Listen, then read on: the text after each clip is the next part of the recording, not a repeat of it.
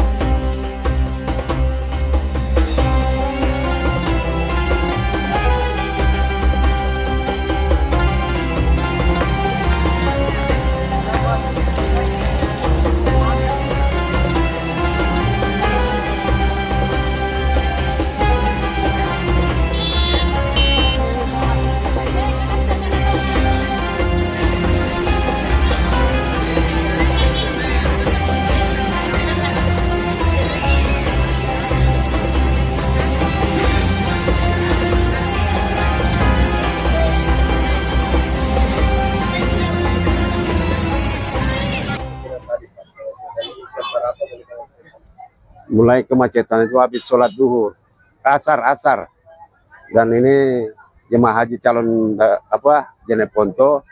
Kalau dari Jeneponto yang datang itu jelas pasti padat. Dan kita lihat sendiri berapa banyak ini calon pengantar dari calon jemaah haji dari Jeneponto. Kita bisa lihat sendiri berapa banyak yang datang ke Makassar, masuk ke Asrama Haji Sudiang. Ini Pak, memang biasanya ratusan ya jemaah haji ini yang kalau jemaah haji itu berapa perkiraan? Kalau calon jemaah haji dari Jeneponto sekitar 300 lebih.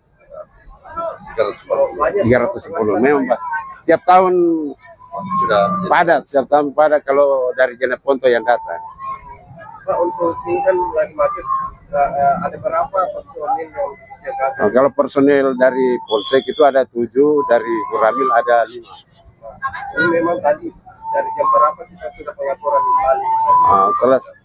Selesai sholat asar kami pengaturan.